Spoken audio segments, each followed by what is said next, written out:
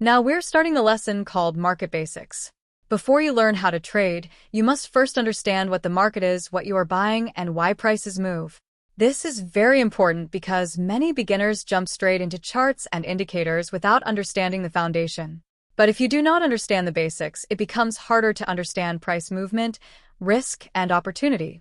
In the financial markets, there are many things people can trade or invest in. On this slide, we have 4 important examples. The first one is stocks. When you buy a stock, you are buying ownership in a company. If the company grows and investors believe it has value, the stock price may rise. If the company struggles, the price may fall. The second one is ETFs. An ETF is a basket of investments. It may hold many stocks, bonds, sectors, or indexes. ETFs are useful because they allow investors to get exposure to a group of assets instead of buying only one company. The third one is options. Options are contracts. They give traders the right to buy or sell something at a certain price before a certain date. Options can be powerful, but they also carry more risk and require education before using them. The fourth one is futures. Futures are contracts based on things like indexes, oil, gold, currencies, or interest rates. Futures are often used by professional traders, but they can move quickly and require strong risk management. The main lesson is this. Before we trade, we must understand what we are trading. A good trader does not just ask, "Can this go up?" A good trader asks, "What is this product? Why does it move? What are the risks? How does it fit my plan?" Market basics are the foundation. Once we understand the foundation, we can build better trading and investing decisions. Now, let's talk about the lesson goal for market basics. By the end of this lesson, students should understand the foundation of the financial markets. The first thing students will learn is what the financial market is. The financial market is a place where people buy and sell investments like stocks, ETFs, options, futures, bonds, and other assets. Next, students will learn what stocks and shares represent. When you buy a stock, you are buying a small ownership piece of a company. That means you are not just buying a price on a screen. You are buying part of a business. Students will also learn why companies go public. Companies go public to raise money, grow their business, pay down debt, or allow early investors and employees to sell some of their shares. Next, students will learn what makes prices move. Prices move because of supply and demand. If more people want to buy than sell, price usually goes up.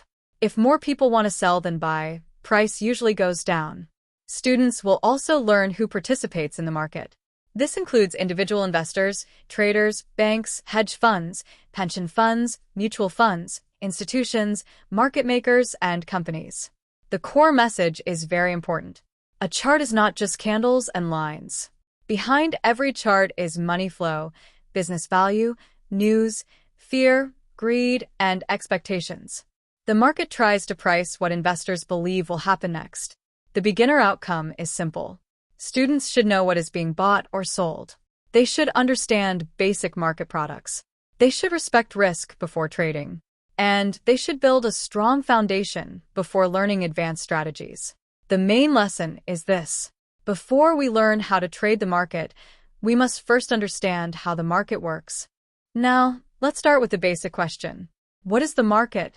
The financial market is a place where buyers and sellers come together to trade financial assets. In simple words, the market helps people exchange something of value at a price both sides accept. On one side, we have buyers. Buyers are people or institutions who want to purchase an asset. They may believe the price will go higher, or they may want to own that asset for income, growth, or protection. On the other side, we have sellers. Sellers are people or institutions who want to sell an asset. They may believe the price will go lower, they may want to take profit, or they may need to raise cash. In the middle, we have the market. The market connects buyers and sellers. Examples of financial assets include stocks, ETFs, bonds, commodities, Forex, futures, and options. The simple idea is this. The market helps people exchange assets at a price both sides accept. If buyers are more aggressive than sellers, prices usually move higher. If sellers are more aggressive than buyers, prices usually move lower. The beginner warning is very important. Do not trade a product unless you understand what it is. Before trading anything, ask yourself, what am I buying or selling? Why does this product move? What are the risks? How much money can I lose? The main lesson is this. The market is not just a chart. It is buyers and sellers making decisions, and price moves based on supply, demand, expectations, and risk. Now, let's talk about what a stock is. A stock is ownership in a company. When you buy a stock, you're buying a small ownership piece of that business. For example, if someone buys shares of Apple, Nvidia, Tesla, or Microsoft, they own a small piece of that company. That person is called a shareholder. A share is one unit of stock ownership. So when someone says, I bought 10 shares, that means they bought 10 ownership units of that company. A public company is a company whose shares trade on the stock market. This allows regular investors and institutions to buy and sell shares. Now here is the important lesson. A stock is not just a symbol on a screen. Behind every stock is a real business. That business has revenue, expenses, debt, products, customers, employees, and management. The stock price changes because buyers and sellers disagree about the value of the company. Some people believe the company will grow and become more valuable.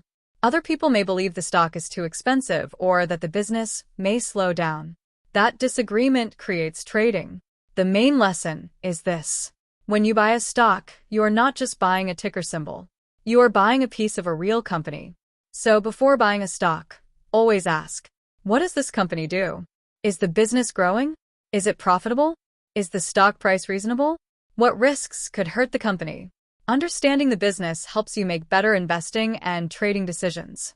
Now, let's talk about why companies go public. Companies go public because they want to raise money.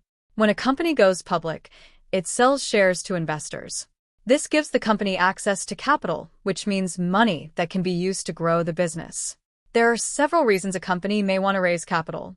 The first reason is to grow the business. A company may need money to open new locations, expand into new markets, improve technology, or compete with larger companies. The second reason is to hire workers. As a company grows, it may need more employees, more salespeople, more engineers, more customer support, or more management. The third reason is to build products. A company may use the money to create new products, improve existing products, or invest in research and development. The fourth reason is to pay debt. Some companies use money from going public to reduce debt and improve their financial position.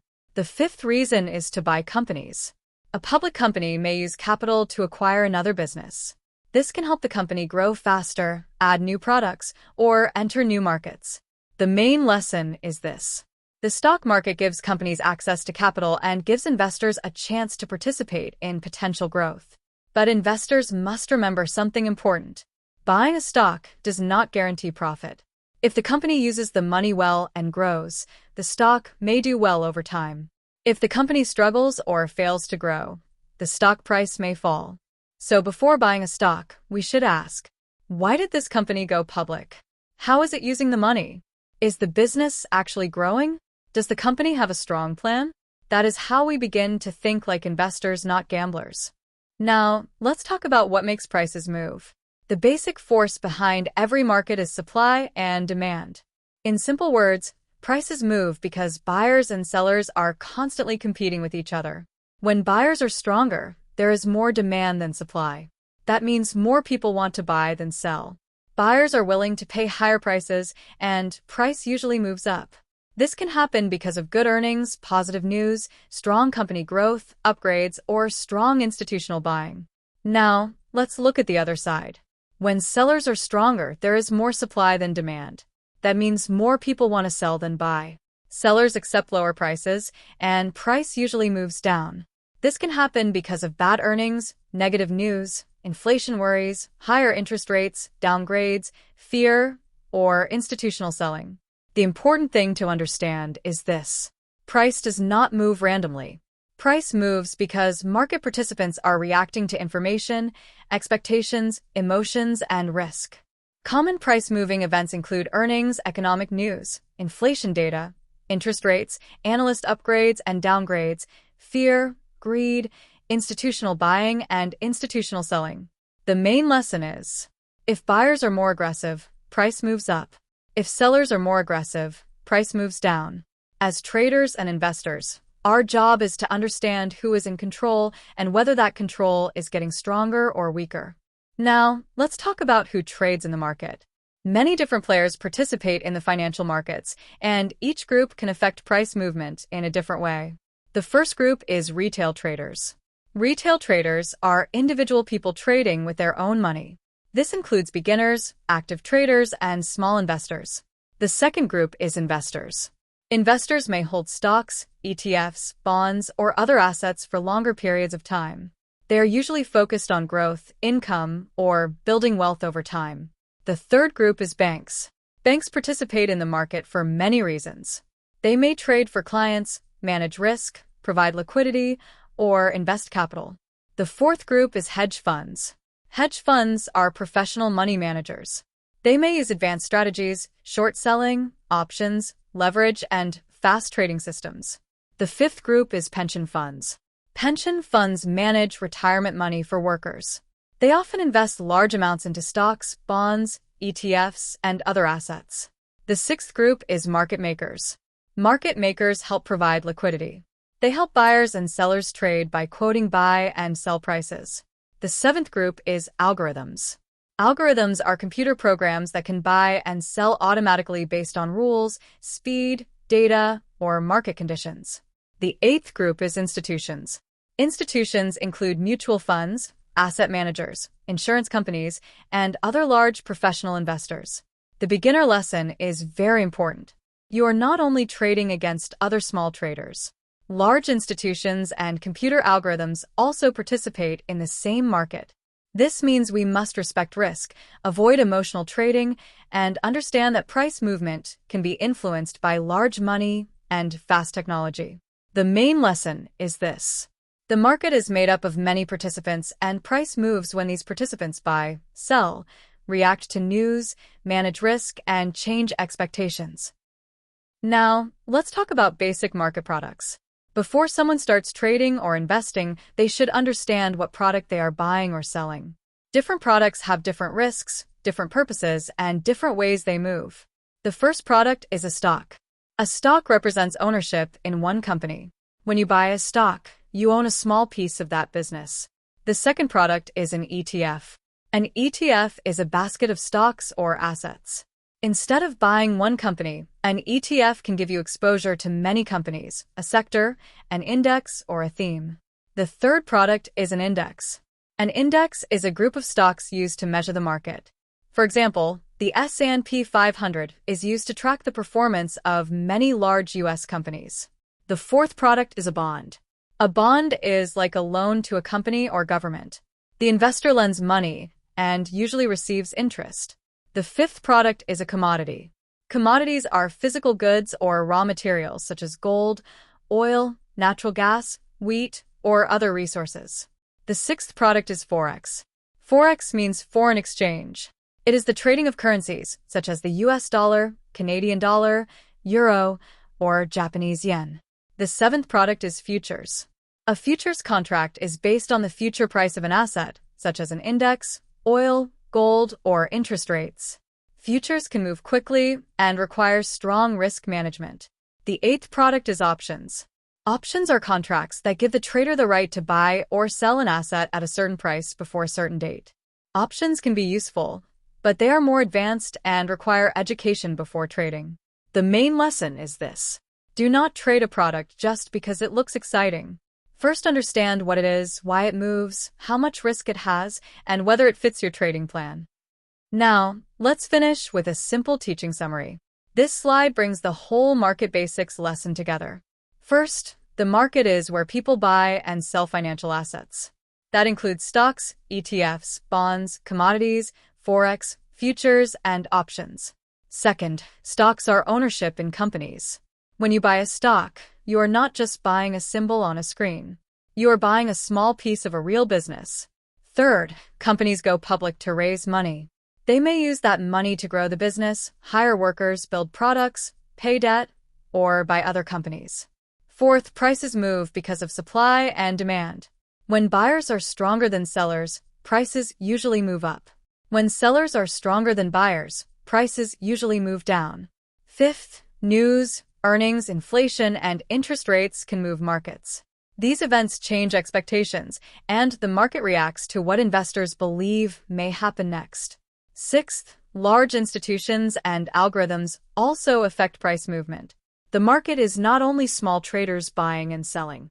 Banks, hedge funds, pension funds, market makers, institutions, and computer algorithms also participate. The closing line is very important. Understand what the market is before trying to trade it.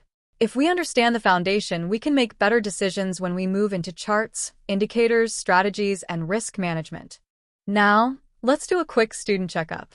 These questions will help us see if we understood the market basics lesson. Question 1. What does it mean to own a stock? Owning a stock means you own a small piece of a company. You are not just buying a ticker symbol. You are buying part ownership in a real business. Question 2. Why would a company sell shares to the public? A company may sell shares to raise money.